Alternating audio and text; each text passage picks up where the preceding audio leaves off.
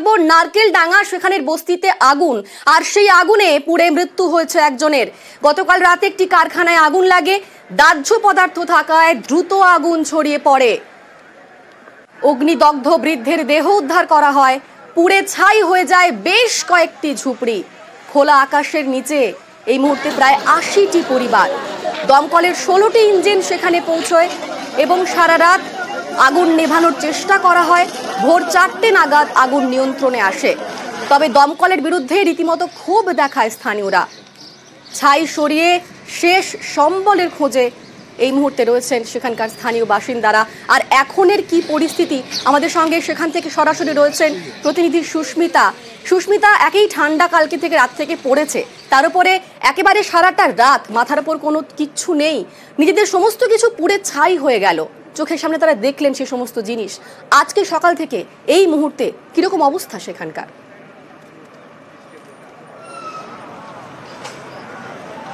দেখো, গতকাল রাত 10:30 থেকে পৌনে 11টা নাগাদ যখন এই নারকেলডাঙ্গা থানা লাগোয়া বস্তিতে আগুন লাগে এবং যার গ্রাসে কার্যত গোটা বস্তি এই মুহূর্তে ছাই স্তূপে পরিণত হয়েছে, শুধুমাত্র পরনের বস্ত্র ছাড়া আর কিছুই নিয়ে বেরোতে পারেননি পরিবার পরিজনদের, প্রাণ হাতে করে বেঁচেছেন তারা।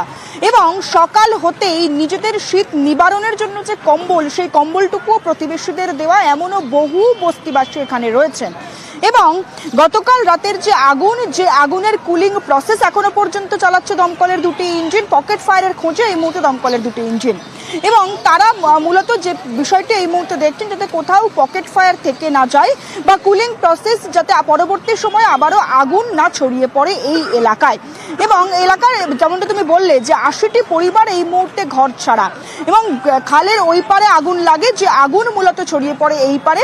এবং তারপর থেকেই এলাকাবাসী যারা, তারা রীতিমতো আতঙ্কিত এবং হাহাকার ছাড়া আর কিছুই বেঁচে নেই। কিভাবে তারা এই পরিস্থিতি থেকে আবারও বেঁচে ফিরবেন, কিভাবে তারা আবারও নিত্যদিনের জীবনে ফিরবেন, সেই অপেক্ষায় তারা করছেন। ছবিটা একবার দেখাবো। কার্যত এই মুহূর্তে দেখতে পাচ্ছ গোটাটাই ছাই হয়ে গিয়েছে পুড়ে, এবং যারা এলাকাবাসী রয়েছেন তারা বলছেন যে গোটা এলাকাতেই বেশ কয়েকটি কারখানা রয়েছে যেখানে মূলত কাঠের বাক্স, যে প্লাস্টিকজাত দ্রব্য এবং কাগজের যে গুদাম, সেই গুদাম রয়েছে। দমকল আধিকারিকরা যেমনটা জানাচ্ছেন যে যেহেতু গোটা এলাকায় দাহ্য পদার্থ বহু রয়েছে, ফলত আগুন সে কারণেই এইভাবে হাওয়ার গতিতে ছড়িয়ে গিয়েছে। দমকল আধিকারিকরা এই মুহূর্তে কুলিং প্রসেস চালাচ্ছেন। এবং যে বিষয়টি তুমিও বললে, হাবিবুর মোল্লা বছর ৬২ সুন্দরবনের নিবাসী, যিনি দীর্ঘদিন ধরে এই এলাকাতেই থাকতেন এবং বস্তি লাগোয়া একটি কারখানাতে তিনি কাজও করতেন। গতকাল রাত 10:30 নাগাদ তিনি রাতের খাওয়া শেষ করে তিনি এই বস্তিতে যেখানে থাকতেন, যে ঘরে, সেই ঘরে তালা বন্ধ করে ঘুমোতে যান। এবং তারপরে আগুনের গ্রাসে, আগুনের কবলে তার আগুনে ঝলসে মৃত্যু হয়েছে। আজ ভোর 3টে নাগাদ পুলিশ আধিকারিকরা তাকে উদ্ধার করে নীলরতন সরকার মেডিকেল কলেজে নিয়ে গিয়েছে। এবং এলাকাবাসীর এই অভিযোগ, খবর দেওয়ার প্রায় এক ঘন্টা বাদে দমকল এসেছে। যে স্থানে আগুন লেগেছে তার থেকে মিনিট 5-এর হাঁটা দূরত্ব নারকেলডাঙ্গা থানা, মিনিট 10-এর দূরত্ব মানিকতলা ফায়ার ব্রিগেড স্টেশন। সেখান থেকে কিভাবে দমকল বাহিনীর আসতে 45 মিনিট থেকে 1 ঘন্টা সময় লাগলো, সেই প্রশ্নই এলাকাবাসী করছেন। তাদের অভিযোগ, দমকল যদি তাড়াতাড়ি আসতো তাহলে আগুন এইভাবে ছড়িয়ে পড়তো না, 80 থেকে 85টি পরিবার এইভাবে বাস্তু ছাড়া মাথার ছাদ হারা হতো না। একেবারে তারা কি বলছেন তাদের বক্তব্য একবার শোনাবো আমরা দর্শকদের। এসব জেনে শুনে আগুন লাগিয়েছে, এত আগুন বাড়বে না। আগুনটা লেগেছিল ওই পারে, কতক্ষণ লাগে? মালিকতলার থেকে দমকল আসবে 10 মিনিট, হেঁটে আসলে 10 মিনিট লাগবে, গাড়ি আসতে 2 ঘন্টা লাগবে। এসব জেনে শুনে 1 ঘন্টা 1.5 ঘন্টা পরে দমকল এসে 5 মিনিটে যদি চলে আসতো তাহলে এতটা পুড়ে যেত, আমরা কিছু বের করতে পারিনি, আমাদের সব পুড়ে গেছে। হঠাৎ করে ওই পারে আগুনটা লেগেছে, এই পারে চলে এসছে, আমরা নিজে বেরোতে পারছি, আর কিছু বার করতে পারিনি, যে পড়ে আছি বাস, এইটাই আছে আমাদের গায়ে। দমকল লেট করে এসছে।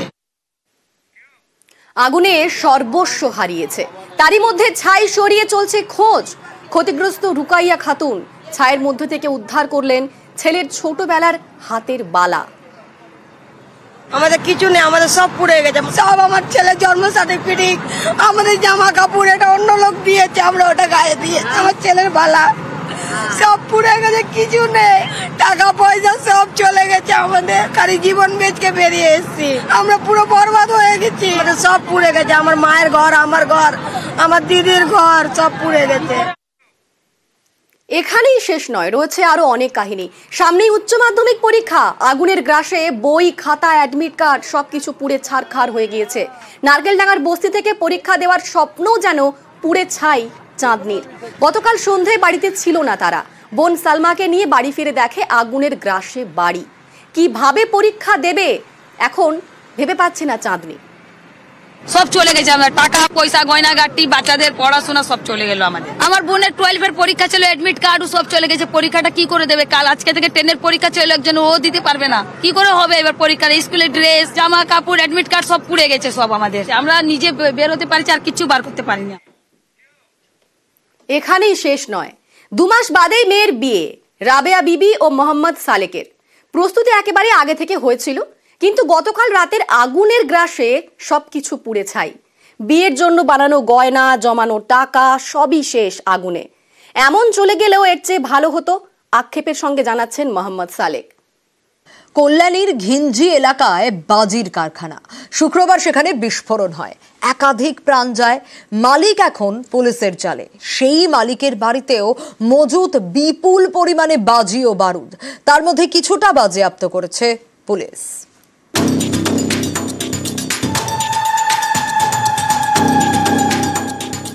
শুক্রবার কল্যাণীর রথতলায় ভয়াবহ বিস্ফোরণ হয় বাজি কারখানায়, প্রাণ যায় একাধিক জনের। এই কারখানার মালিক স্থানীয় খোকন বিশ্বাস। খোকনের বাড়িতেও মজুদ বিপুল বাজি ও বারুদ।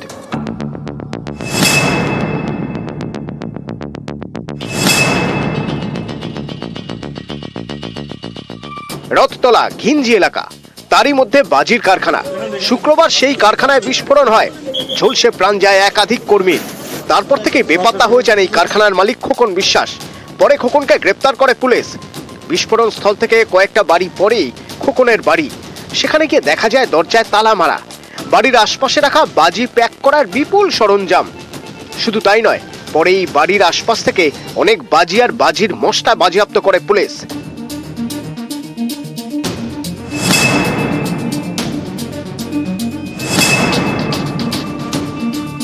খোকন বিশ্বাসের যে বাড়ি, যে কারখানা থেকে কিছুটা দূরে, সেই বাড়ির ছাদের মধ্যে এই যে বাজি তৈরির যে বাক্স, সেখানে যে মশলা ভরা হতো, সেই ছোট ছোট কৌটোর মধ্যে সেই মশলা সমেত ত্রিপল দিয়ে ঢাকা রয়েছে একাধিক বস্তা ভর্তি বাজি। এই যে সুতুলি যেটা দিয়ে বাক্সের মধ্যে মশলা ভরে জড়ানো হয়, সেই সুতুলি যেমন পড়ে রয়েছে। যে বাজিগুলো মশলা ভরে বাক্সের মধ্যে, তার মধ্যে যে আঠা দিয়ে বালি দিয়ে যে টাইট করা হয়, তার সাথে কিছু সলতে পর্যন্ত দেখা যাচ্ছে। এই যে বাজিগুলো দেখা, প্রচুর পরিমাণে বাজি। ঘিঞ্জি এলাকায় কারখানা, সেখানে বিস্ফোরণ। ঘিঞ্জি এলাকাতেই বাড়ি, সেখানেও ডাই করে রাখা বাজি ও বাজি তৈরির মশলা।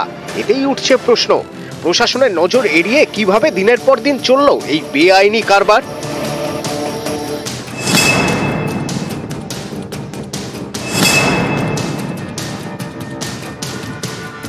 বাজি কারখানার মালিক খোকনকে 7 দিনের পুলিশ হেফাজতে পাঠিয়েছে কল্যাণী আদালত। কল্যাণী থেকে রঞ্জিত সরকার, নিউজ 18 বাংলা।